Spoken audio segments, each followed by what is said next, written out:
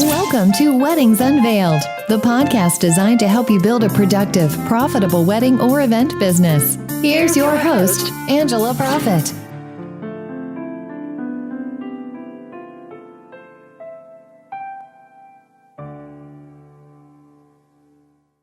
Hi, y'all. It's Angela Profit, your event and productivity therapist, coming to you from the heart of Music City in Nashville, Tennessee. Thank you so much for tuning in to this episode of Weddings Unveiled, professional tips and secrets on wedding planning and event design, where we take you behind the scenes of our past experiences in the event industry, what we have learned from them, and how they have made us stronger. This podcast will help you grow a productive and profitable business to launch you into success within the hospitality industry. Today, I'm joined by the best communications and event consultant in the business, Alison Burry. Hey everybody, thank you so much for having me, Angela. I'm so excited to share some of our past experiences together. We've definitely been through some unique situations over the years. What are we discussing today? Today, we're talking about, oh my gosh, I can't even say it, surprise things, once again, that you don't really plan for and how you handle it. Well, tell us the story. What happened? Well, at this particular wedding, there were two pretty major things that happened. And so this family, I had the opportunity to work with them before, and so I was very familiar with their partying style and how they love to dance. And at this particular wedding, we had this huge, turning 1980s, globe thing. I don't know. We had Disco ball? Disco ball, yes. We had a black and white dance floor. We had, the best DJ in town. We had cool lighting going. It was just, the party was hopping. And then the dad came to me, and he said, "It's just too bright in there. Can you please turn the lights down?" Well, we always have a lighting tech on site to do that. And I radioed the guy or texted the guy. And basically, the way that I have to think is, things have to be immediate. When a client asks for something, I have to deliver. And so a good 5 minutes went by. And apparently he never heard me. I don't remember what happened if he had his radio out, but that's not even the point. So the dad came back to me, which 5 minutes seems like an hour, and said, "The lights still aren't turned down." And I thought, well, I'll just go around and unplug a few of them. And at this time, this was kind of pre-LED lights where you just turn them off or the batteries run down. These were can lights that were actually plugged into the wall. A couple of them, not all of them. So I go, and the first plug that I unplug, and before I tell you what happened, which you probably know what happens, but everyone was singing that Journey song, Don't Stop Believin'. It was mid-chorus. And everybody, every guest, 100 some odd people were on the dance floor with their hands in the air. They were all so feeling the moment. Yep. and then I think I'm unplugging one uplight, and I unplugged the entire system to the sound and the lights. And so the whole DJ. The entire DJ booth. It just goes dead silent and dark. Completely dark, completely silent. But the crowd keeps singing. And then I'm I plug it back in really quickly. And then the lights come back on. And thank God it was our DJ that we love, that we work with all the time. And he is quick on his feet. And he was up there with all of his laptop stuff and getting it. And so it was probably a 30-second lull, but the crowd was still singing. And he recovered really well. And I'm just hunched down, squatting over by the little outlet. And I'm oh my God, did I just do that? And so we got it going back up. And then I went over to the DJ booth, and he thought I was approaching him to be what the heck just happened? And so he was immediately on the defense. He's "Angela, I'm so sorry. And I was "David, calm down. Calm down. It's okay. Just keep playing music. We'll talk about this in private." Because I don't ever want to talk about things everyone can, I'm standing in front of the DJ, they can see me.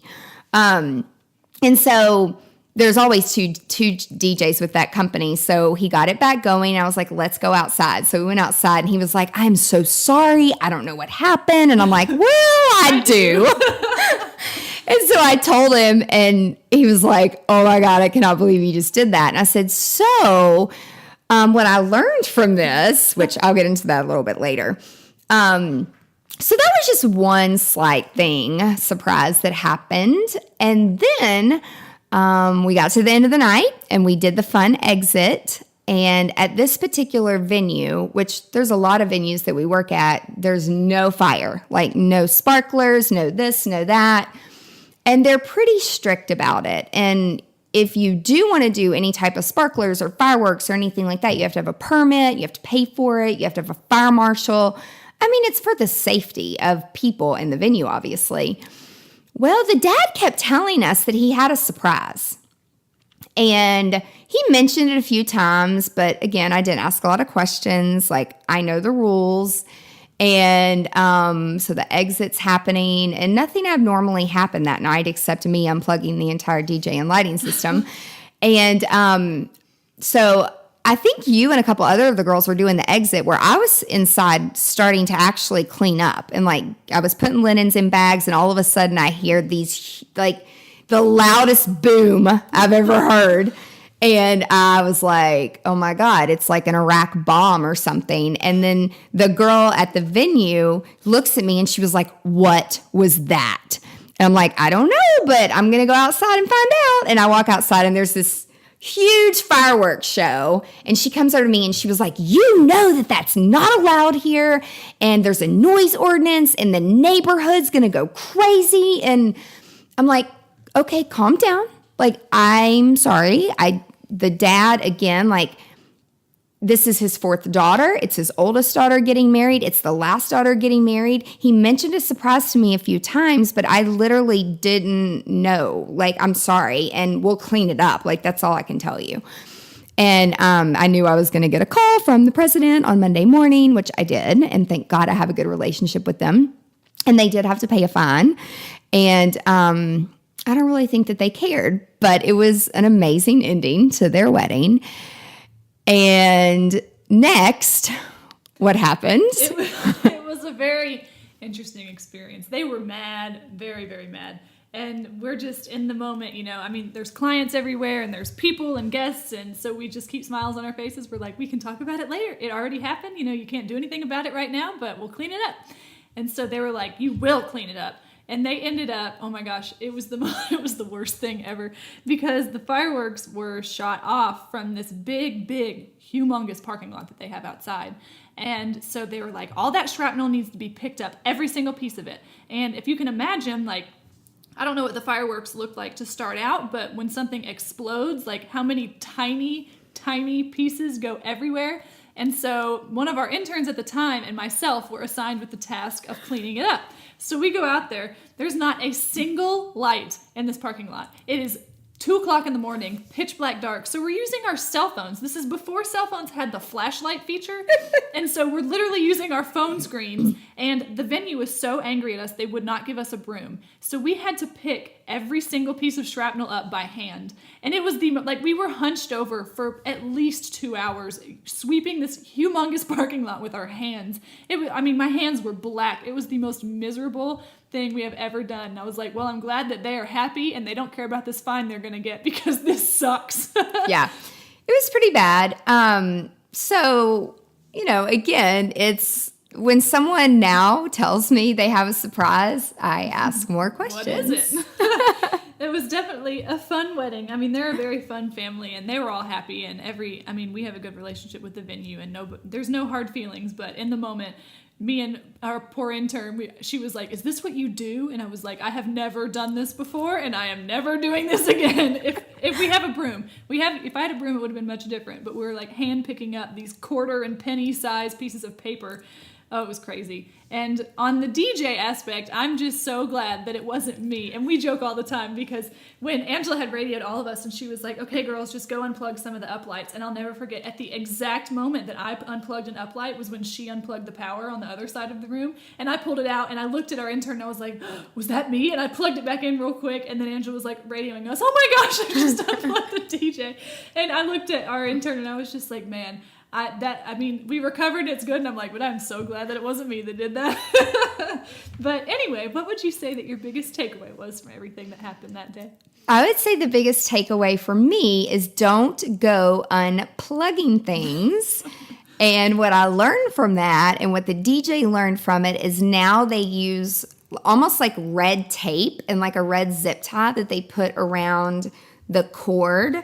And it has a label on it that says something like main power to music, main power to lights. So we have learned to label things that are going into the outlets now. And so that was a pretty significant learning experience, I would say. Great. Well, Angela, can you share with our listeners some of the different products and resources you have available to help wedding and event planners?